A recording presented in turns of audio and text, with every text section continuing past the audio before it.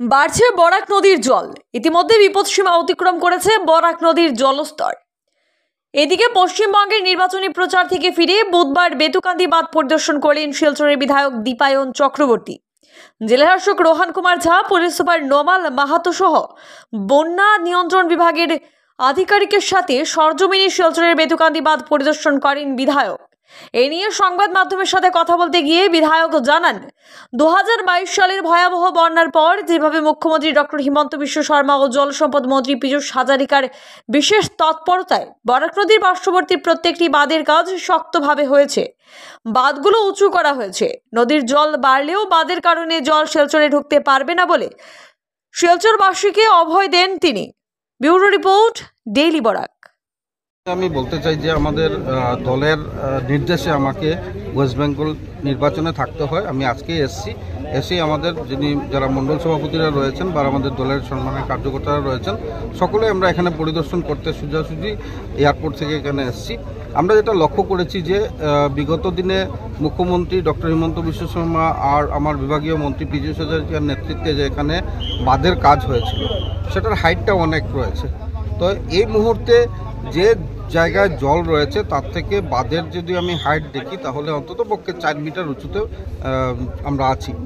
তো সেখানে দাঁড়িয়ে আমরা বলতে পারি যে এতটুকু জল বাড়বে না, জল বাড়ছে, খুব র্যাপিডলি বাড়ছে। তাই আমি সম্মানের জনসাধারণকে, শিলচর তথা কাছাড়বাসী জনসাধারণকে অনুরোধ রাখতে চাই, আপনারা ঘরে থাকুন আর বিনা কারণে কেউ বাঁধের সামনে আসবেন না, যাতে বাঁধের কোনো অসুবিধা হয়। আমরা লক্ষ্য করেছি যে এখানে স্লুইস গেট হয়েছে, মাননীয় মুখ্যমন্ত্রী বা পীযূষ হাজারিকা নেতৃত্বে সেই স্লুইস গেট হয়েছিল। মহিষাবিলের জল যাতে বের করা যায় সময়ে সময়ে, যদি নদীর জল কম থাকে, লেভেলটা কম থাকে, তাহলে মহিষাবিলের জল যাতে যায় তার জন্য স্লুইস গেটের ব্যবস্থা। আর সেই স্লুইস গেট দিয়ে কিন্তু মহিষাবিলের জলটা অনেকগুলো বেরিয়েছে, কিন্তু সাডেনলি আমরা দেখতে পেয়েছি যে বেতুকান্দির যে ওয়াটার লেভেলটা বেড়েছে, এই ওয়াটার লেভেলটা বেরোনো এখন কি হয়েছে যে মহিষাবিলের জলকে আর বের করা সম্ভব হবে না। তাই স্বাভাবিকভাবেই শিলচর শহরের বিভিন্ন জায়গা ধীরে ধীরে জল বাড়তে শুরু করবে। আমরা গত পরশুদিন যেটা শুনেছি, রিপোর্ট নিয়েছি, বারবার রিপোর্ট নিচ্ছি যে আমাদের বাংলাঘাটে যেদিকে জল ডিসচার্জ হয়, সেখানে যে কোয়ান্টিটির জল ডিসচার্জ হওয়ার কথা, সেই কোয়ান্টিটির জল ডিসচার্জ হচ্ছে না। তার মূলত কারণ ছিল গতকালকে জাটিঙ্গাতে যে জাটিঙ্গা নদীর জলটা ব্যাকফ্লো করছিল, সেখানে দাঁড়িয়ে সেই সমস্যা হয়েছে। যাই হোক, আজকের দিনে আমরা একটু পর সেখানে বাংলাঘাটেও যাব, আমরা অন্নপূর্ণা ঘাটেও যাব, আমরা তারাপুর শিববাড়িতেও যাব।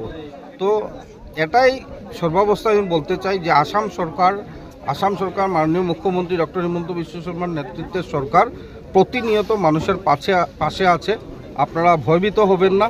কিন্তু যে ন্যাচারাল ক্যালামিটি যেটা আছে, সেটাকে শুধু সরকার না, সবাই মিলে আমাদেরকে ফেস করতে হবে। বিধায়ক হিসাবে আমি আপনাদের পাশে রয়েছি। ডিস্ট্রিক্ট অ্যাডমিনিস্ট্রেশন থেকে একটা হেল্পলাইন দেওয়া হয়েছে। দলের কার্যকর্তাদের সাথে কথা বলে আমরাও তৈরি করছি একটি হেল্পলাইন। যদি কোনো ধরনের কোনো অসুবিধা হয়, যাতে সাথে সাথে আমরা মানুষের সাথে থাকতে পারি, তার জন্য এই ব্যবস্থা আমরা গ্রহণ করছি। আপনারা দেখুন, যে পরিস্থিতি, যেটা বারবার বলছি যে প্রকৃতির সাথে যুদ্ধ করার মতো একটা একটা ক্যাপাসিটি থাকে, সেই ক্যাপাসিটি নিয়ে আমরা কাজ করছি।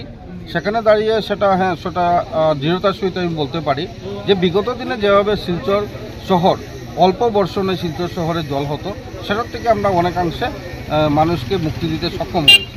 হ্যাঁ, জল পুরোপুরি সম্ভব হয়নি। আমরা লক্ষ্য করেছি যে এই প্রবল বৃষ্টিপাতের জন্য, আর আপনারা জানেন যে ঘূর্ণিঝড় এসেছে, রেমালের এফেক্ট সেটা হচ্ছে। তো এখানে দাঁড়িয়ে যে আজকে বৃষ্টি হবে আর সাথে সাথেই জল সরে যাবে, সেই পরিস্থিতিতে এখন পর্যন্ত শিলচর আসেনি।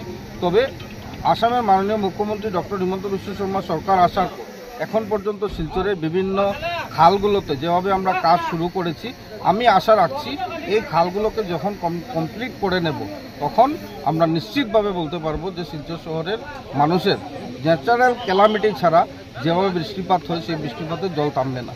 আজকে আমরা লক্ষ্য করেছি যে শিলংপট্টি বা অম্বিকাপট্টির যে জল আগে ঘন্টার পর ঘন্টা থাকতো, সেখানে এখন জল নেই। সেইভাবে আমাদের রাঙ্গির খাল, সিঙ্গির খাল, সেগুলো new Silchar area ward number 9, 10 সাথে রিলেটেড রয়েছে। এখানে দাঁড়িয়ে আমাদের কার্যকর্তারা আপনারা লক্ষ্য করছেন যে প্রতিনিয়ত তারা নালায়, খালে, ড্রেনে গিয়ে প্রতিনিয়ত কাজ করেছেন। আমি শিলচর ছিলাম না, আমি তাদেরকে অসংখ্য ধন্যবাদ জ্ঞাপন করতে চাই যে প্রবল বৃষ্টিপাতের মধ্যেও তারা নৌকো নিয়ে এই কাজগুলো করছেন। আর জেলা প্রশাসন সাথে সাথে আমাদের শিলচর মিউনিসিপাল বোর্ড এই প্রতিনিয়ত এই কাজগুলোকে করছেন। আমরা লক্ষ্য করেছি 8 মে আমি নিজেও নৌকা নিয়ে নেমেছিলাম। আর 8 মে না, বিগত 5 মে থেকে শুরু করে প্রতিটা খালের উপর আমরা নজর রেখেছি। প্রতিটা খাল পরিষ্কার করার জন্য আমরা প্রতিনিয়ত কাজ করে যাচ্ছি।